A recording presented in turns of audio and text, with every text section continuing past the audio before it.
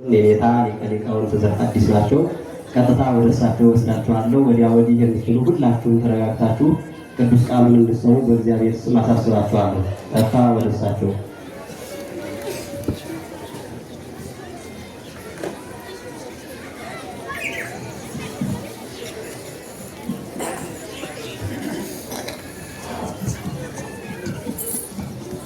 በስመ አብ ወወልድ ወመንፈስ ቅዱስ አሐዱ አምላክ። በስመ አብ ወወልድ ወመንፈስ ቅዱስ አሐዱ አምላክ።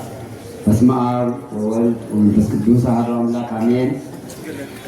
እግዚአለ ሰንበት አቡሃ ለምሕረት የሰንበት ጌታ የይቅርታ የምሕረት አባት እግዚአብሔር አምላካችን በቸርነቱ ጠብቆ መከራውን አርቆ ከዚህ ዕለት ከዚህ ሰዓት ከዚህ ዓመት አድርሶ በትናንትናው ዕለት በአደባባይ የሚከበረውን የመስቀሉን በዓል አክብረን ዛሬ ደግሞ ከቅዱሳን ወዳጆቹ አገልጋዮቹ አንዱ የሆኑት የጻድቁ የአቡነ ኤዎስጣቴዎስን በዓለ ዕረፍት ለማክበር ከሩቅም ከቅርብም ሰብስቦ በአውደ ምሕረቱ ተገኝተን እንድናገለግል እንድናመሰግን ስለፈቀደ ስሙ ለዘላለም የተመሰገነ ይሁን። ብፁዕ አባታችን አቡነ ዮሐንስ የማዕከላዊ ጎንደር ሀገረ ስብከት ሊቀ ጳጳስ የቅዱስ ሲኖዶስ አባል ክቡር ሊቀ ሥልጣናት ቆሞስ አባ ዮሴፍ ደስታ የማዕከላዊ ጎንደር ሀገረ ስብከት ዋና ሥራ አስኪያጅ ክቡር ሊቀ አእላፍ ቀለመወርቅ አሻግሬ የሀገረ ስብከቱ የስብከተ ወንጌል ክፍል ኃላፊ መምህር ንጋቱ አሻግሬ የሀገረ ስብከቱ ዋና ጸሐፊ ክቡር መላከ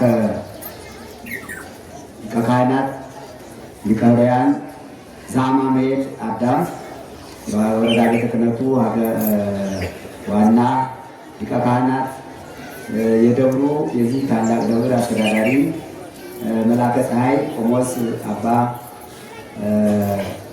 ገብረ ሚካኤል ሽፈራው፣ የአድባራት የገዳማት አስተዳዳሪዎች፣ የአብነት መምህራን በየስማችሁ በየማዕረጋችሁ እንዲሁም ምዕመናንና ምዕመናት ከዚያ አውደ ምሕረት ተገኝታችሁ የበዓሉ ተሳታፊዎች የሆናችሁ ሁሉ ሕፃናትን ጭምር የሰንበት ትምህርት ቤት ወጣት ልጆቻችን ለሁላችሁም እንደሚገባችሁ አንድ አምላክ በሚሆን በአብ በወልድ በመንፈስ ቅዱስ ስም እንደምን አደራችሁ? እንደምን ሰነበታችሁ? እንኳን አደረሳችሁ። አሜን። ከዚህ ሰዓት ከዚህ ዕለት ከዚህ ዓመት ያደረሰን ሁሉ እግዚአብሔር አሁን በዓሉን የተባረከ የተቀደሰ ያደርግልን። ቆዩ። ታቦት ቁሟል። ወዲያ ወዲያ አትበሉ፣ አትሂዱ። ታቦቱ ከዓመት አንድ ቀን የሚወጣ አያችሁ፣ ፊታችሁ ላይ ታዩታላችሁ። እሱ ከዓመት አንድ ቀን ታቦት ወጥቶ እኛ ግን የተወሰነች ደቂቃ ከታቦቱ ጋር ለመቆየት የሚያስቸኩለን ነገር ባይኖር ጥሩ ነው። ቆዩ። ታቦት ክቡር ነው። ታቦት በጣም ክቡር ነው።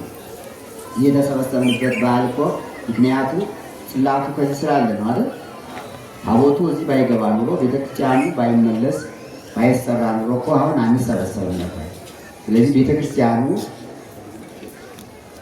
ከድርቡሽ ቃጠሎ በኋላ ለብዙ ዓመታት ከቆየ በኋላ ፈቃድ እግዚአብሔር ሆኖ እንደገና ቤተክርስቲያኑ ተሰርቶ ታቦተ ሕጉ ተመልሶ ገብቶ በዓሉ እንዲህ በአማረ ሁኔታ እንዲከበር የሆነበት ምክንያት ታቦቱ ጽላቱ ስላለ ነው።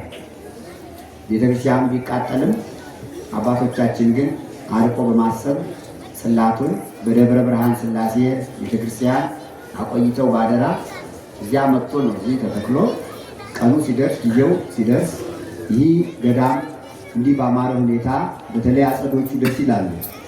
እዚህ ያላችሁ መና እንዲሁም አሁን ለመቸኮል ጊዜው አይደለም። አንዳንድ ቦታ ፀሐይ ስለሚሆን ምክንያት ይሆናል። አሁን ግን እኔ እንደማየው ለዓይነ ሥጋችንም ለዓይነ ነፍሳችንም ይህ ቦታ ያማረ ነው። ጥሩ ተይዟል። ሰበካ ጉባኤው የአሰሪ ኮሚቴ አባላትና የደብሩ አስተዳዳሪ ይህ ጥሩ አድርጋችሁ ስለያዛችሁት እግዚአብሔር ይስጣችሁ። ምክንያቱም ቤተክርስቲያን የምትታወቀው በአጸዷ ነው። በቅርብ ጊዜ ሁሉ አጸድ ተተክሎ እንዲህ በአማረ ሁኔታ ስናየው በእውነቱ ታላላቅ ገዳማት አይነከርም የምትባል እመቤታችን ከኤልሳቤጥ ጋር የጸለየችባት ቦታና ዮሐንስ መጥምቀ መለኮት የኖረበት ገዳም በጫካነቱ ይታወቃል። በጣም ደስ ይላል። ላይ እንደዚህ ነው ደስ ይላል እና በጥላው አረፍ አረፍ ብለማለት እድል አለንና እዛ ሆነን አንቆይም። ግን ባላችሁበት ተረጋጉ። ወጣቶች ሁላችሁ ታቦቱን ልዩ እግዚአብሔር አምላክ እንዲህ አለ፣ አክብሩ ሰንበቴ ወፍርሁ ቅዱሳኔ። ሰንበትን አክብሩ ቅዱሳንንም ፍሩ፣ ከቅዱሳን ፍርሃተ እግዚአብሔርን ፈሪሃ እግዚአብሔርን ተማሩ ይላል ኦሪት ዘሌዋውያን ምዕራፍ 19 ቁጥር 30 ላይ ሰንበትን አክብሩ ቅዱሳንን ፍሩ። ይህ ነው የትምህርታችን ርዕስ። ሰንበትን አክብሩ ቅዱሳንን ፍሩ። ይህ የእግዚአብሔር ቃል ነው። ራሱ እግዚአብሔር አምላክ ለሙሴ ነው የነገረው። ወይቤሎ እግዚአብሔር ለሙሴ፣ እግዚአብሔር ሙሴን እንዲህ አለው፣ በሎሙ ለደቂቀ እስራኤል፣ የእስራኤል ልጆች እንዲህ በላቸው፣ ሰንበተ አክብሩ ቅዱሳኔ ቅዱሳኔ ፍርሁ ፍርሁም ቅዱሳኔ። ሰንበትን አክብሩ ቅዱሳንን ፍሩ። ሰንበት ታላቅ በዓል ነው። የእረፍት በዓል ነው። ሰንበታቴ አክብሩ እንከመ አክበርክሙ ሰንበታቴ ትበሉ ከራሜ ከራሚክሙ ይላል። ወይሰፍሕ ማዕበልተ ወይንክሙ። ሰንበትን ብታከብሩ የወይኑ ዘለላ የስንዴው ዛላ ታፈራላችኋል። የወይን ጠጁን ትጠጣላችሁ፣ የስንዴውን ዳቦ ትበላላችሁ፣ የወይኑን ዘለላ ትመግባላችሁ። ሰንበትን ብታከብሩ የምድር በረከት ታገኛላችሁ። ትበሉ ፍሬሃ ለምድር ለማክበርክሙ ሰንበታቴ። ሰንበታትን ቅዳሜን እንደ ቀድሞው እንደ ወሪቱ ቀዳሚትን፣ እንደ ዛሬው እንደ አዲሱ ቀዳሚትንና እሁድ ሰንበትን ብታከብሩ የምድርን በረከት አበዛላችኋለሁ። ወትሬኡ ለውልደክሙ የልጅ ልጅ ታያላችሁ። ይኑ ይነው መዋዕሊክሙ ዕድሜያችሁ ይረዝማል፣ ጤና ታገኛላችሁ፣ በሽታው ይወገዳል። ሰንበትን ካከበራችሁ። ሰንበትን ማክበር ለሀገር፣ ለምድር፣ ለአዝርዕቱ፣ ለአትክልቱ፣ ለፍሬያቱ ሁሉ በረከት ነው። ሰንበትን ማክበር። ሰንበት የእረፍት ቀን ነው። ራሱ እግዚአብሔር አምላክ 6 ቀን ፍጥረታትን ሲፈጥር ሰንብቶ ወአመሳቢት ዕለት አይረፈ እግዚአብሔር እምኩሉ ግብሩ ዘኀዘ ይግበር። ከእሑድ እስከ ዓርብ ሲፈጥር ሰንብቶ ቅዳሜ አረፈ ይላል። የእረፍት ቀን ናት። እግዚአብሔር አርፎባታል። እሑድን ደግሞ ስለተነሳባት ስለተጸነሰባትና ስለተጸነሳባት በበለጠ እናከብራለን። ሁለቱን ሰንበታት ይገርማችኋል። ምእመናን ሰንበትን ማክበር ሰንበትን ቤት ከመስራት እርሻ ከማረስ ከመቆፈር ብቻ ሳይሆን ራሱ የተዘጋጀ ምግብ አቅርቦ ከመብላት ጀምሮ የሰንበት ክብር ለየት ያለ። በዘመነ ሙሴ ለዕብራውያን እግዚአብሔር ምንድን ነው ያለው? ሰዱሰ መዋዕለ ተገበሩ ግብረክሙ፣ 6 ቀን ስራችሁን ስሩ፣ ወአመሳቢት ዕለት አይረፉ ሁሉ ግብረክሙ፣ በሰባተኛው ቀን እረፉ። እስመ ሰንበቱ ለእግዚአብሔር ቅድስት ይእቲ ቀደሳ ወአክበራ እግዚአብሔር። ለሳቢት ዕለት እግዚአብሔር ሰንበትን ቀድሷታል አክብሯታልና፣ ቅድስቱ ለእግዚአብሔር እግዚአብሔር ቅድስት ናትና ይላል። እስራኤል 40 ዘመን መና ከደመና እየወረደላቸው ይመገቡ ነበርና የሚገርመው ነገር እግዚአብሔር ሰንበትን እንዴት አድርጎ ማክበር እንዳለባቸው ሲነግራቸው ከሰማይ የሚወርድ መና እንኳን በቅዳሜ ቀን በሰንበት ቀን አታንሱ፣ ዓርብ አወርድላችኋለሁ እደርባለሁ አለ። የበረከት ቀን ነው። የቅዳሜውን የሰንበቱን መና ዓርብ ነበር የሚያዘንምላቸው። አዝነ መሎሙ መና፣ መናውን ያወርድላቸዋል። እንግዲህ የበሰለ እህል እንኳን ከቦታ ወደ ቦታ ማጓጓዝ እንደማይቻል የሰጣቸውን መብላት ብቻ ያወርዳል እኮ መናውን አወርዶ ነው፣ ዝም ብሎ አይደለም። ከየደጃቸው አወርዶ እዚች ቤት ብቻ ነው ማወርድ። ያንን ደግሞ ዓርብ አስገብታችሁ ቅዳሜ ያንን ብሎ አላቸው። አይደለም እንዲህ አዘጋጅቶ የሚመገብ አምላክ ነው። አደይ ሲያደርግ ደግሞ ሰንበትን አክብሩ፣ ውሃ ካልቀዳን፣ ዳቦ ካልጋገርን፣ እረፉ ካልከነ ምን ልንበላ ነው እንዳትሉኝ አለ። ይኸው ውሃውን ከደጃፍ ልቄ ቤታቸው ብችላቸዋል አለ። ውሃ ከቤት ነው።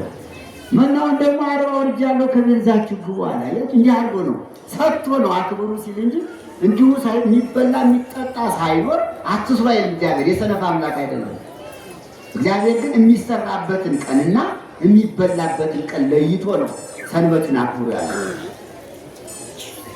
የሥራው ቀን ለሥራ፣ የበዓሉ ቀን ለእረፍትና አርፎ ለመመገብ። አሁን ዓለም ይባክናል። ቤት የሚሰራ ቅዳሜ ነው፣ ሰንበት እረፍቴ ነው። ታዲያ የሚበላው እየቀነሰ እረፉ አናርፍም፣ እንሰራለን። እሺ ጥሩ ሰርተን ግን ከበርን ከቃሉ ጋር አብረን ስራ ቤት ነበሩ። እረፉ ባለበት ቀን ብናርፍ፣ ስሩ ባለበት ቀን ብንሰራ በረከቱ ከቤት አይደለም ውጭ ሁሉ ይትረፈረፋል። ገበያው ጥጋብ ይሆናል። ገበሬው ያመርት ነበር። ስንዴው ወይም ዘለላ ሙሉ ነበር። እረፉ ባለበት ቀን እኛ እንሰራለን ብለን እንኳን ልንጠግብ ረሃብ ወደ ረሃብ ይሄዳል። እና ሰንበትን እናክብር፣ በዓልን ማክበር። አቡነ ኤዎስጣቴዎስ ከታላቁ ስራዎቻቸው ከገድላቸው አንዱ ሰንበትን ማክበር ነው ይላል። አቡነ ኤዎስጣቴዎስ ዛሬ በዓላቸውን ስናከብር ሰንበታትን ቅዳሜና እሑድን አክብሩ እያሉ ይሰብኩ ነበር። አርዲቶቻቸውን ተማሪዎቻቸውንም በገዳሙ ያሉትን በሰንበት ቀን እንጨት እንዳይሰብሩ፣ ውሃ እንዳይቀዱ፣ ስራ እንዳይሰራ በጽናት አስተምረዋል ይላል ገድላቸው። ከገድላቸው አንዱ ነው። ስለዚህ ሰንበትን ስናከብር ደግሞ የጻድቁን በዓል አብረን ስለምናከብር ዛሬ ተደራራቢ በረከት እናገኛለን። ወፍሩ ሰንበተ አክብሩ ወፍሩ እምቅዱሳን፣ ከቅዱሳን የተነሳ ፍሩ ማለት ቅዱሳን እኔን እንደሚፈሩ እናንተም ፍሩ ነው። አብነት ናቸው ቅዱሳን። ለበጎ ነገር ሁሉ ተሹመዋል። ቅዱሳንን ፍሩ፣ ከቅዱሳን አይታችሁ ፍርሃትን ተማሩ። ቀዳሚ ያለ ጥበብ ፈሪሃ እግዚአብሔር። የጥበብ መጀመሪያ እግዚአብሔርን መፍራት ነውና ቅዱሳን እግዚአብሔርን ይፈራሉ፣ ቅዱሳን እግዚአብሔርን ያከብራሉ፣ ቅዱሳን እግዚአብሔርን ይወዳሉ። እነሱ እንደሚያከብሩ አክብሩኝ፣ እንደሚወዱኝ ውደዱኝ። ሕጌን ትእዛዜን እንደሚያከብሩ እናንተም ከእነሱ የተነሳ እነሱን አብነት አድርጋችሁ ፍሩ ነው ያላቸው እግዚአብሔር አምላክ። የቅዱሳን በረከት ከሁላችን ጋር ይሁን። የሰንበትን በረከት ያሳድርብን። እረፍተ ሰንበትን ጠብቀን ቅዳሜና እሑድን አክብረን በረከት እንድናገኝ ፈቃዱ ይሁንልን። እንኳን ደህና መጣችሁ። ለምን የተሰበሰባችሁ? አሁን ምዕመናን ከሩቁም ከሩቁም ተሰብስበናል። ምን ለማድረግ ነው? አጭሩ በረከት ለመቀበል ነው። የቅዱሳን በረከት ስላለ ከቅዱሳን የማይገኝ በረከት የለም። በረከተ ሥጋ በረከተ ነፍስ ይገኛል። የሥጋና የነፍስ በረከት ይገኛል። የሥጋና የነፍስ ረድኤት ይገኛል። ከቅዱሳን ጋር የዋለ ሰው ቅዱስ ነው ይላል። ቅዱሳን ጋር የዋለ ቅዱስ ነው። መድኃኔዓለም ክርስቶስ ቅዱስ ወንጌሉን ሲያስተምር ከዕለታት በአንድ ቀን በማቴዎስ ወንጌል ምዕራፍ 10 ቁጥር 40 ላይ እንዲህ አለ። ዘቻክሙ ተወክፈ ቻየ ተወክፈ፣ እናንተን የተቀበለ እኔን ተቀበለ። ወዘቻየ ተወክፈ ተወክፎ ለዘፈነወ፣ እኔን የተቀበለ ውረድ ተወለድ ሙት ተሰቀል ብሎ የላከኝ የባሕርይ አባቴ አብን እግዚአብሔር አብን ተቀበለ። ዘተወክፈ ነቢየ በስመ ነቢይ ይነስ አስበ ነቢይ ወእስቴተ ነቢይ፣ ነቢዩን የተቀበለ የነቢዩን በረከት ያገኛል ይላል። አጭር ነው አናበዛም። ግን ነቢዩን የተቀበለ የነቢዩን በረከት ያገኛል ሲል መጽሐፍ ቅዱስ ስለዚህ ምን አለ? ወደኋላ መለስ ብለን ዘመነ ኤልያስን ዘመነ ኤልሳዕን ስናስብ በመጽሐፈ ነገሥት ቀዳማዊ ምዕራፍ 17 ነቢዩ ኤልያስ አንዲት ድሃ ሴት እንድትቀበለው የእግዚአብሔር መልአክ ላከው። መጽሐፈ ነገሥት ቀዳማዊ ምዕራፍ 17 ቁጥር 10 ላይ ተጽፏል። ወይቤሎ እግዚአብሔር ሁር ምድረ ስራፕታ፣ ወደ ስራፕታ ሂድ አለው። ወትረክብ ብእሲተ መበለተ ዘተሐቅቅ ለተጸው፣ አንዲት ድሃ ሴት እንጨት ስትለቅም ታገኛታለች። ወትሴሰየከ፣ እሷ ትመግብሃለች አለ። ከአክዓብና ከኢይዛቤል ተለይቶ በዋሻ ከቆየ በኋላ ወደዚያ እግዚአብሔር መራው። ወደ ድሃይቱ ቤት። ድሃይቱ ድሃ ምን አለው? ድሃ ያበላል እንዴ? አዎ፣ በእግዚአብሔር ዘንድ ባለጸጋም ድሃም እኩል ስለሆነ፣ ለሀብታምም ሀብት የሰጠ እሱ ስለሆነ፣ ድሃዎችንም ቤታቸው በበረከት እንዲሞላ የሚያደርግ ስለሆነ ያቺ ድሃ ሴት እንጨት እየለቀመ ቅዱስ ኤልያስ ነቢዩ ሲሄድ በጫካ አገኛት። ራበኛ ብኝ አላት። ውሃ ጠጭኝ አላት። ውሃ የለኝም አለች። ኤልያስ ውሃ የለም አለች። የዘመኑን ችግር ገለጠችለት። አንዳንድ ጊዜ ምዕመናን ስንጸልይ ያለንበትን የዘመን ችግር ለነቢያት ስናካፍላቸው ይፈቱልናል። ያቺ ሴት ምን አለችው? በኤልያስ ጊዜ ውሃ የት ይገኛል ብላ ለራሱ እኮ ነው የምትነግረው። አንተ አስቸግረሃል እያለች ነው። አንተ ለአምልኮቱ ለፈጣሪ አምልኮት ስለቀናህ ነው። ለአምልኮቱ ቀንተህ የተንኮል አይደለም፣ ግን ለፈጣሪ ለአምልኮቱ ስለቀናህ ሰማይን ዘግተህብናል እያለችው ነው። እንዲህ ነው እንዲ እንግዲህ ወደ እግዚአብሔር ለምናለው ብላ የኤልያስን ልቡና ወደ ራእይ መልሳለች። ምናምን ጸሎት ጥሩ ነው። ስንጸልይ እናቶች፣ አባቶች፣ ይቶች ለኤልያስ ችግራችን እናካፍላቸው፣ ይፈሩታል። እዚያ በኋላ እርቦኛል እንጎቻ ስጭኝ፣ ዳቦ ስጭኝ ሲላት ትንሽ ዱቄት አለች፣ እሷን ጋግሬ እኔም አንተም ልጅን በልተን እንሞታለን ብላ ሞትን ተመኘች። ለምን? ያ ዱቄት ካለቀ የሚጠብቃት ረሃብ ነው። ረሃብ ደግሞ ጊዜ አይሰጥም ማለት እንሞታለን፣ በልተን አብረን እንሞታለን። ምዕመናን ይህችን ቃል ያዙማ። ያቺ ድሃ ያለችው አብረን በልተን አብረን እንሞታለን። እስቲ በሉ እናንተ፣ እስቲ በሉ ድገሙት፣ እስቲ በሉ ድገሙት። አደራችሁ ይችን የችግር ዘመን አብረን በልተን እንድናልፋት አምላክ ኤልያስ ይርዳል። በቃላችን እንደተናገርን በተግባርም እናውለው። እሺ ብዙ የተራባሉ አይደል? ታዲያ እነዚያን አብረን እንብላ በሏቸው፣ አብረን እንጠጣ እንበላቸው፣ አብረን እንመስ እንበላቸው። ይህ ከሆነ በረከት አለ። ይቺ ሴት አብረ በልተን አብረን እንሙት ስትል ኤልያስ ምን አለሽ? ዱቄት ነው ያለሽ? ያው አምጪ ነው ያለ። አምጪ ግዴ ነው አይዞሽ፣ ረሃቡንማ ያውቅበታል። ፈጣሪዬን ጠይቀዋለሁ። ያልቅ ሀሪጽኪ እንተልጉነት ቅብጪኒ እንደ ሀሪጽ አለ። በጉስጉሻሽ ያለው ዱቄት በማሰሮ ያለው ዘይት እያልቅ የመከራው የረሃብ ዘመን ድረስ አያልቅም፣ ይበርክትልሽ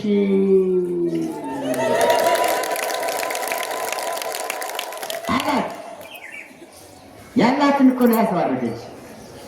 ትንሽ ዱቄት እኮ ነው ያቀረበች። አብረን እንብላ ብላ ስታቀርበው ሲባርከው አጠቃላይ ቤቱ በዱቄት ሞላ። ከቅዱሳን የሚገኘው ነው። ለዚህ ነው እኮ መድኃኒዓለም ክርስቶስ ዘተወክፈ ነቢየ በስመ ነቢይ ይነሣ እስመ ነቢይ አለ። ወንጌል አንድ የተያዘ ነቢዩን የተቀበለ የነቢዩን በረከት ያገኛል ያለ ኤልያስ የሰጠውን በረከት ወደኋላ እንድናስታውስ እንድንማር ነው። ብሉይና ሐዲስ አንድ ናቸው። ወንጌልና ኦሪት ይገናኛሉ። ያቺ ሴት ከቤቷ ስትገባ ሞልቷል። የኤልያስ በረከት ዱቄቱን ሞላው።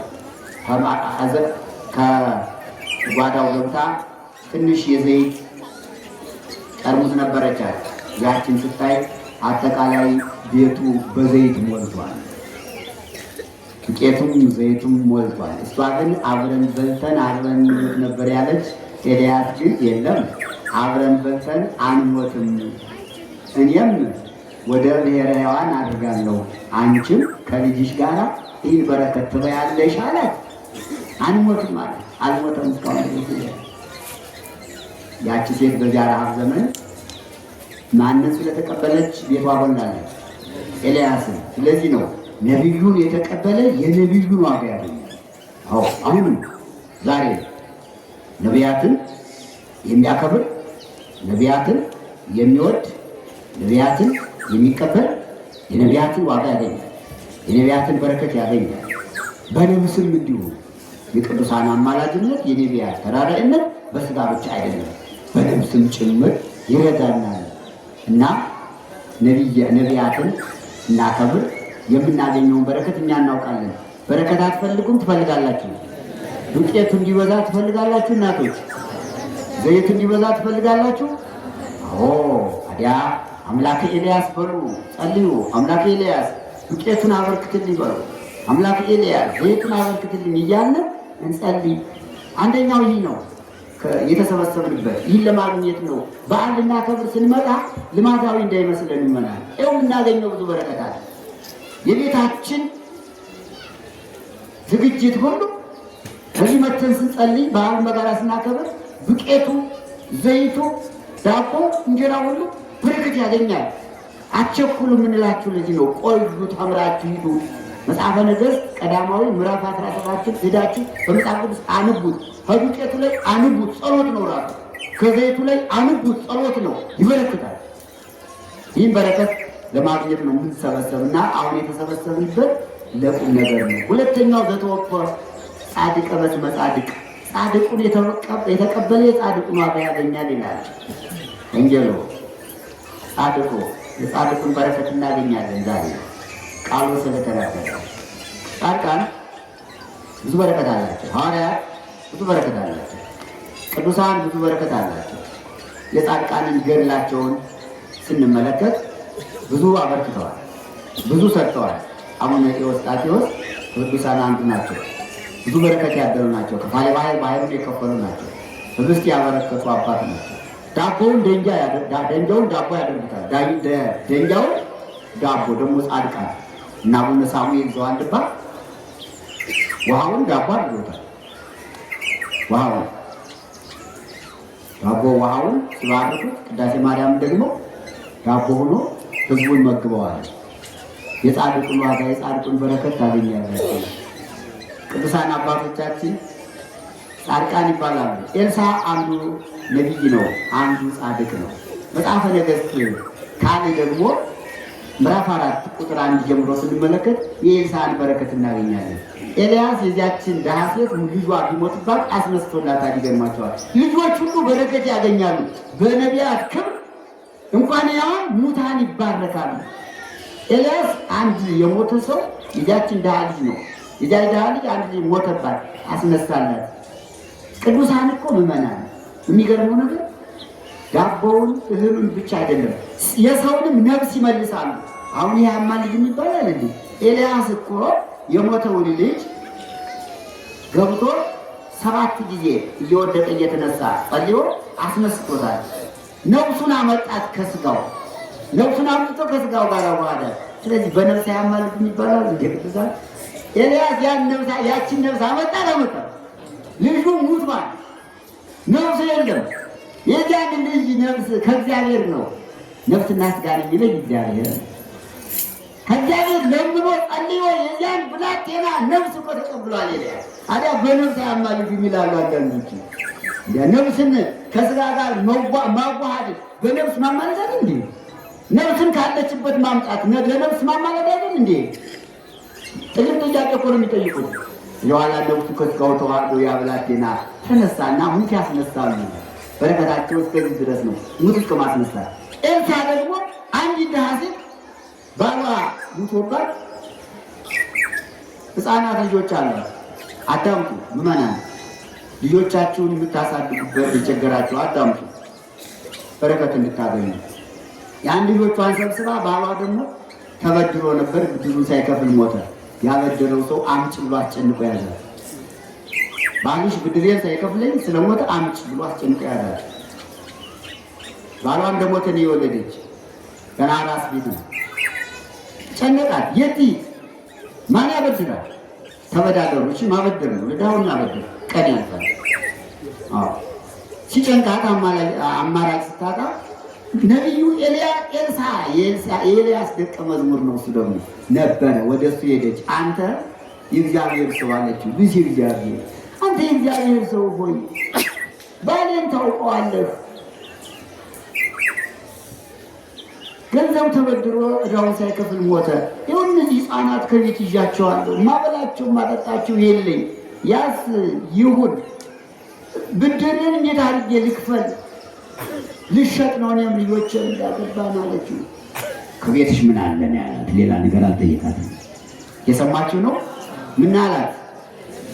ከቤትሽ በሉ ከቤትሽ ማነው ይህን ያለው?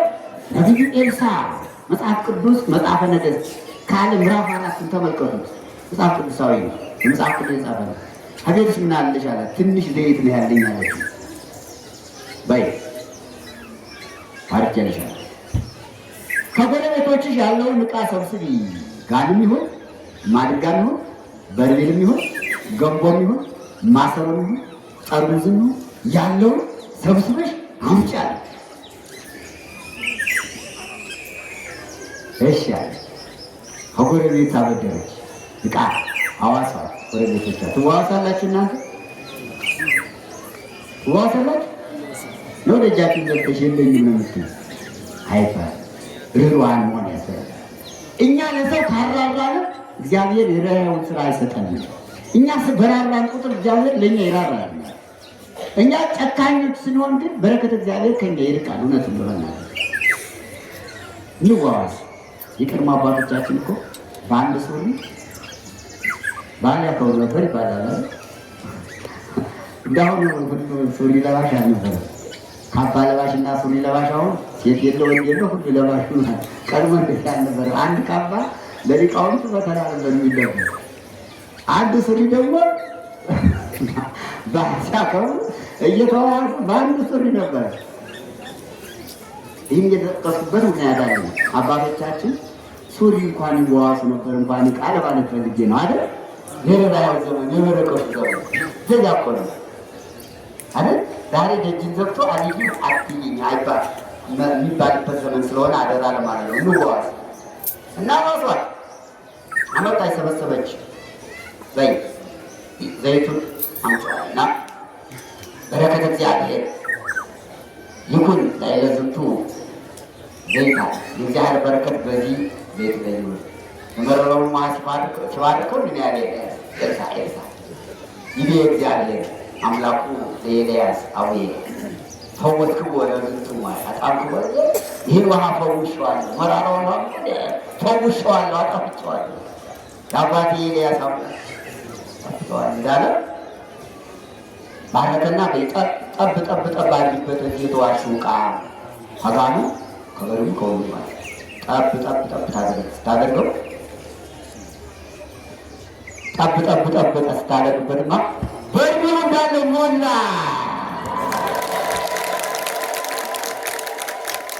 ጋኖቹ ሞሉ፣ እንዝራዎቹ ሞሉ፣ በርሜሎቹ ሞሉ፣ ጠርሙሶቹ ሞሉ። ምንድን ነው የሞሉ? ምንድን ነው የሞሉ? ዘይት እኮ ነው። ዘይት አትፈልጉ? ዘይት ተወዳል አትፈልጉ? አየንዲያገ የእግዚአብሔር በረከት እኮ ነው። የመድኃኒዓለም የእግዚአብሔር ቸርነት እኮ ነው። በነቢያት አብረን የሚያደርግ እግዚአብሔር ነው። እውነቱን ለመናገር ነቢያት ከእግዚአብሔር ጸጋ ተሰጥቷቸው ነው እንጂ የሁሉ በረከት ከእግዚአብሔር የተገኘ እኮ ነው። ግን በወዳጆቹ በቅዱሳን ጸጋውን በረከቱን ያድላልና ይህን በረከት በነቢዩ በኤልሳዕ ሞላ። ያች ድሃ ምን ላድርጋለች? ድሃ እኮ ገንዘብ ሲያገኝ ደግሞ ማስቀመጫ አጠቃቀም አይኗ ሰከረ። በርሚል የለ ጋን የለ። አንድ በርሚል ዘይት ስንት ነው አሁን ዛሬ? አናውቀውም። ምክንያቱም ሌትሩን ነው የምናውቅ እንጂ እዚያ መግዛት አልደረስንም። እና እኔ በርሚል ዘይት ምን ላድርገው አለችው። እዳሽን ሽጪና እዳሽን ክፈያላት። የመጀመሪያ ያቺ ዕዳዋን ከፈለላት። ዕዳ ያለባችሁ አላችሁ? ምን ከፍሉት ያጣችሁ አላችሁ? ወደ ባንክ ሄዳችሁ ወለድ ያለው ብድር ከምትበደሩ ለነቢዩ ለኤልሳዕ ንገሩት። ምን ልክፈል ብላችሁ ያበረክተዋል። ዛሬ ነው የነቢያት በረከት አለ። ለዚህ ነው መድኃኒዓለም ክርስቶስ ዘተወክፈ ነቢይ በስመ ነቢይ ይነሣ አስፈ ነቢይ፣ ነቢዩን የተቀበለ የነቢዩን በረከት፣ ጻድቁን የተቀበለ የጻድቁን በረከት ያገኛል ያለው ለዚህ ነው። አይታጠፍም። ቃሉ ሕያው ነው። እግዚአብሔር ቃል ሕያው ነው። በረከቱ ሙሉ ነው፣ አይቀንስም። እንደምን ነው ሚኖሩ። እዚያ በኋላ ያን ዘይት ሽጣ ዕዳዋን ከፈለች። ተመስገን ያከፈለ የቀረውን ሽጠሽ ልጆችሽን አሳድጊ።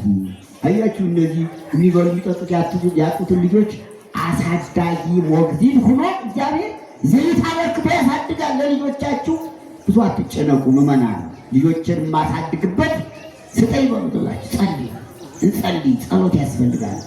ልጆቿን አሳደገች። አሁንም ብዙ ችግረኞች የድሃዎች ልጆች ትምህርት ቤት ለመግባት መመዝገቢያ ያጡ ልጆች አሉ አይደል? እነዚያን ይጎብኛቸው በረድኤቱ። የጻድቃን በረከት ከሁላችን ጋር ይሁን። ጻድቁ አቡነ መጻቴዎስ ዛሬ ይህን ቃል ተቀብለዋል። ጻድቁን ያከበረ የጻድቁን በዓል ያከበረ የጻድቁን በረከት ያገኛል። እና አሁን እዚህ መሰብሰባችን ዋጋ አለው ለማለት ነው። ዝም ብለን አይደለም።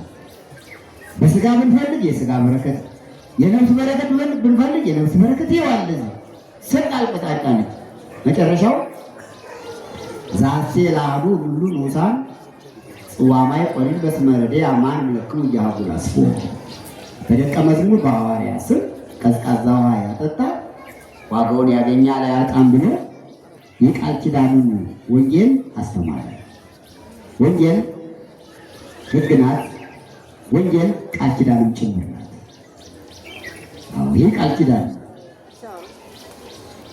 በነቢዩ በጻድቁ በሐዋርያው ስም የመጸወተ የተራበ ያበላ የተጠማ ያጠጣ የታረዘ ያለበሰ በረከቱ ያገኛል።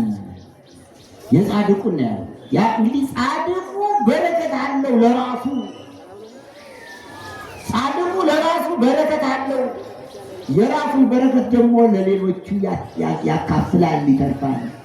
ኤልያስ እንዳካፈለ ኤልሳ እንዳካፈለ ብሎ በነቢያት በሐዋርያት በጻድቃን በሰማዕታት ስም ምጽዋት መመጽወት፣ ዝክር መዘከር፣ በዓል ማክበር በረከት ያሰጣልና የቅዱሳን በረከት ሁላችን ጋር ነው። ጻድቁ አቡነ ኤዎስጣቴዎስ ኢትዮጵያዊ ጻድቅ ናቸው። አባታቸው ክርስቶስ ሞዐ፣ እናታቸው ስነ ሕይወት ይባላሉ። ወክልኤሆሙ ጻድቃን እሙንቱ ይላቸዋል። ሁለቱም ጻድቃን ነበሩ። ወላጆቻቸው የተባረኩ ናቸው። ግን ብዙ ጊዜ የቅዱሳን ወላጆች ልጅ ቶሎ አይወልዱም፣ ይዘገይባቸዋል። ለምን? በደጅ ጥናት የሚወልዷቸው ልጆች በረከትን ስለሚሰጡ ታላላቅ ደጋግ ስለሆኑ ዘግይተው ነው የሚወልዱና ልጅ አጥተው ወደ እግዚአብሔር ጸለዩ። እንደ ዘካርያስ እና እንደ ኤልሳቤጥ፣ እንደ አብርሃም፣ እንደ ሳራ፣ እንደ ሌሎችም ቅዱሳን የኋላ ወንድ ልጅ ወለዱ። ስሙን ማይቀበ እግዚእ አሉት ይላል። ማይቀበ እግዚእ ጌታችን የሚጠብቀው ወይም የጌታን ሕግ የሚጠብቅ ልጅ ማለት ነው። ከዚያ በኋላ ጻድቁ አደጉና ወደ ትምህርት ቤት ሄዱ። ገዳም ገቡ። አቡነ ዳንኤል ከተባሉት ጻድቅ ሄደው ምንኩስናን ሲቀበሉ ስማቸው ኤዎስጣቴዎስ ተባለ ይላል። የግብር ስማቸው ነው። የግብር ስማቸው ኤዎስጣቴዎስ። ኤዎስጣቴዎስ ማለት ፀሐይ ማለት ነው። ፀሐይ ይላል ሊቁ። ፀሐይ ኤዎስጣቴዎስ ፀሐይ ተባረኮ እግዚእ አዶናይ ታበርር በውስተ ቀላይ፣ በወንዙ መካከል ያበራል። የአዶናይ እግዚአብሔር የባረከው ብለው ሊቃውንቱ አሁን አመስግነዋል። እና ኤዎስጣቴዎስ ማለት ፀሐይ ነው። ይህ የገዳም ስማቸው ነው። የምናኔ ስማቸው ነው። ፀሐይ አሏቸው። በስራቸው አንደኛ ፊታቸው ብሩህ ነው። ሲያዟቸው እንዲያይሉ ፀሐይ ሲባሉ ቅዱሳን በግብራቸው ነው። ፈገግታ እንጂ ሲታዘዙ አይመረሩ። ወጣቶች አትመረሩ ሲያዟቸው። እሺ በግብር ነው። እዚያ ብሩህነታቸው ደግሞ ልባቸው ብሩህ ነው። ልባቸው ቂም በቀል የለበትም። ቂም በቀል ያለበት ልብ ጨለማ ነው። ጨለማ ነው። ከጥም ከበቀል ንጹሕ የሆነ ልብ ብርሃን ነው። ሐዋርያትን አንትሙ ብርሃኑ ላሉ እናንተ የዓለም ብርሃን ናችሁ እንዳላቸው ኤዎስጣቴዎስን ደግሞ ወንጌልን ስለሚሰብኩ የሰውን ልቡና በትምህርታቸው ብሩህ ስለሚያደርጉ ኤዎስጣቴዎስ ተባሉ፣ ፀሐይ ተባሉ። ወንጌልን አስተምረው የሰውን ልብ ብሩህ ስለሚያደርጉ፣ የሰውን አእምሮ ብሩህ ስለሚያደርጉ፣ ለቁርባን ለሥጋው ደግሞ ስለሚያበቁ ኤዎስጣቴዎስ ተባሉ። ከዚያ በኋላ ኢየሩሳሌም 2 ጊዜ ሄደዋል።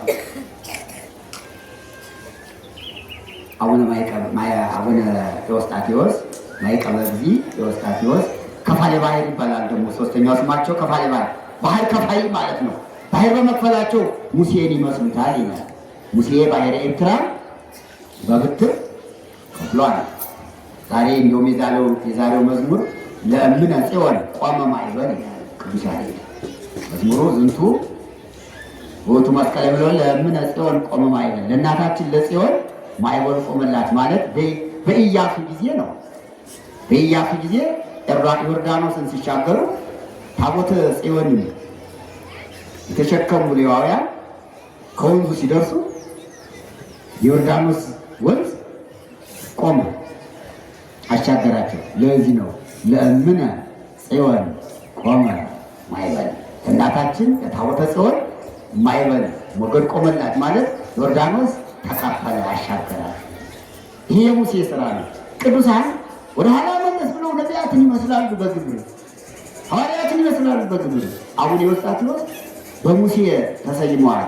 ዳግማዊ ሙሴ አባ ኤዎስጣቴዎስ ከፋሌ ባሕር ዳግማዊ ሙሴ፣ ሁለተኛው ሙሴ ባሕርን የከፈልከው ኤዎስጣቴዎስ አንተ ነህ ይላቸዋል። ወደ ኢየሩሳሌም ሲሄዱ ወደ ኢያሪኮም ይላል ሲሄዱ ባሕረ ኢያሪኮ ደረሱና መርከበ ጀልበኞችን አሻግሩ ሲሏቸው ተማሪዎቻቸው ጋር ነው አዲቶቻቸው ጋር ገንዘብ አምጡ አሏቸው። ቅዱሳን ወርቅ ብር የላቸውም። የለንም ማለት እንግዲህ አናሻግራችሁም አሏቸው። እሺ አሉና አስፋላቸው። እዚህ አንድ አስፍ ያስፈልጋል። ከፋሌ ባሕር በተግባር መላከታ አንድ አስፍ ተሰፍቶ እዚህ እንትን አምጡ ማህበረ ሥላሴ ገዳም አስፋል ከብቶች ስላሉ እዚያ ይምጣና አንድ ነጭ አስፍ ይጻፉና በዚህ አስፍ ያሻገሩ ብለን ለከተማው ሰው ብዙ አስፍ እንትን ስለማይል የዛሬ ዓመት በሰላም ብንደርስ አስፍ ተዘጋጅቶ የኔ ያለኝ አስፍ ከሌላችሁ አመጣሉ ለአንድ ቀን አለ። ያንን እያሳየን እናስተምርበታለን። እንዴት እንደተንሳፈፉ እንዴት በባህር ላይ በአጽፋት ማለት ካባባል ነው። ባጭሩ ግን የቆዳ ነው። ይሄ እንደዚህ ያለ ካባባል ነው። እናንተ እንዲህ ካላችሁ ምን ችግር አለ? እቺ ባህል እግዚአብሔር ያደረገች ነው። እግዚአብሔር በአጽፍ ያሻግረኛል፣ ያንሳፍፈኛል። እና አጽፋቸውን ከባህር ላይ ዘረጉት። አርቢቶቻቸው ንግሩ አሏቸው። ንግሩ በዚህ ልንሻገር ነው። ከልባችሁ ቂም፣ በቀል፣ ጥርጥር እንዳይኖር እንሰጥማለን አንሰጥም እንዳትሉ እግዚአብሔርን መሆኑ አሏቸው። እምነት ነው ትልቁ ነገር። ግን ዋሃዱ ምን የከሙ ይታጎል ከእናንተ አንዱ ይጠፋል አለ። ጌታም ራሱን ተናግሯል። ለሐዋርያት ሲያስተምራቸው ዋሃዱ ምን የከሙ ከእናንተ አንዱ ይጠፋል ብሎ ስለ ይሁዳ ተናግሮ ነበርና እሳቸው አንድ ተማሪ ይጠራጠራል ይህ መነኩሴ ሊያሰጥመን ነው ይላልና ሰጥሞ ይቀራል አሏቸው። የማነ ብርሃን ይባላል። ዛማት ቆራቸው በስመ አብ ወወልድ ወመንፈስ ቅዱስ አሐዱ አምላክ ጸሎት እናድርጋሉ። ባይሁን የሚሻገሩበት ጸሎት እኮ ነው። ጸሎተ ማርያም ረከቡ ደቂቀ እስራኤል አዶ ባሕር በዕለተ ሰንበት ገሥጻ ባሕር ይሄን ነው። አክብሩ ሰንበተ ወፍሩ ቅዱሳን፣ ከቅዱሳን የተነሳ ፍሩ፣ ሰንበትን አክብሩ። ከዚያ በኋላ አጽማቸውን ዘረጉት፣ ድዋል ገፉ። ቅዱስ ሚካኤል በቀኝ ቅዱስ ገብርኤል በግራ ሆነው ባህሩን መቅሰፍ ጀመሩ ይላል። መድኃኔዓለም ክርስቶስ ደግሞ እንደ መሪ ሆኖ ፊት ለፊት በኃይለ መስቀሉ ባህሩን ይከፍልላቸው ነበር ይላል። እዚያ በኋላ አንዱ ተማሪ እኒህ አባት እንዴት ባህር ተሻገሩና ለዚህ ሊያሰጥሙን ነው ብሎ ስለተጠራጠረ ትንሽ ቀዳዳ ነበረች በአጽቢቱ። በዚያ ሹልክ ብሎ ባህሬ እያልኮ ገብቶ ቀረ። ይላል የተኩን ዘክሌ ሁለት ልብ አትሁን ይላል ያዕቆብ ሐዋርያው። ሁለት ልብ አትሁን፣ ሁለት ልብ የሆነ ሰው አንዱን የማያገኝ ይላል። እዚያ በኋላ እነዚያ ተሻግረው ሄዱ። ተሻግረው ማዶ ሲደርሱ እዚያ ማዶ አርማንያ የቅድስት አርሴማ ሀገር፣ ቅድስት አርሴማ በአርማንያ አይደለች? በዚያ ሲደርሱ ቆጵሮስ ወአርማንያ የሚባሉ ሁለት ተራሮች አሉ። ጻድቁ ባህሩን ተሻግረው ወደዚያ ብቅ ሲሉ ሰገዱ። ቆጵሮስ ወአርማንያ ብድግ ቁጭ ያሉ እነዚያ ሁለቱ ተራሮች ማን ይባላሉ? ቆጵሮስና አርማንያ። ለማን የሰገዱ? ለጻድቁ ለወስታት ነው ሰገዱ።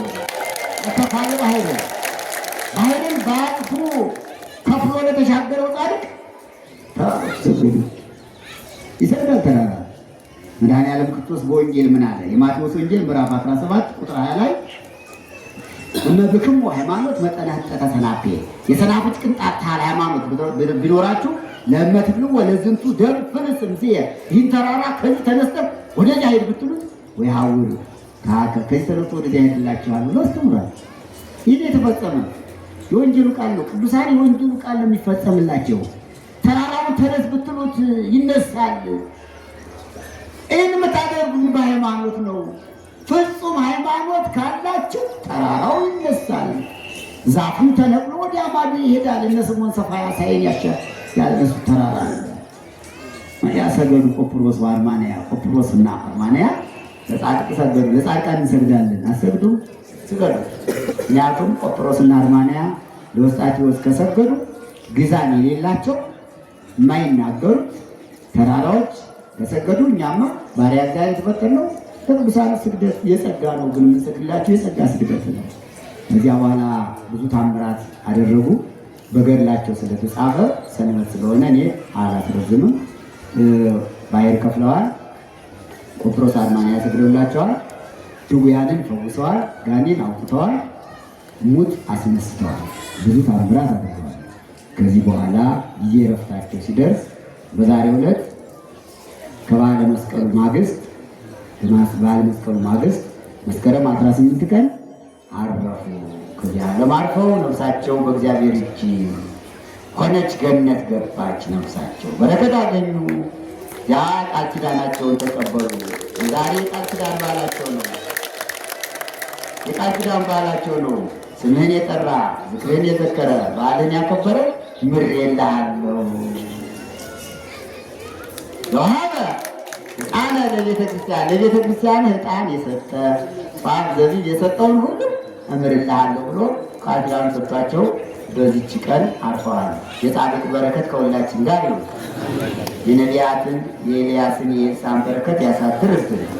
የድሃዎችን ቤት የባረኩ አባቶች እኛንም ቤት ይባርኩልን። የጻድቁ በረከት ሁላችን ጋር ይሁን። ነቢዩን የተቀበለ የነቢዩን ዋጋ፣ ጻድቁን የተቀበለ የጻድቁን ዋጋ ያገኛል ያለውን ቃል ኪዳኑን የወንጌሉን ቃል ኪዳን ለሁላችን ያደርግልን። አክብሩ ሰንበቴን አክብሩ ወፍርሁም ቅዱሳኔ ከቅዱሳት ንስሐ ነውና የቅዱሳን አምላክ ከሁላችን ጋር ይሁን። ይቆየናል።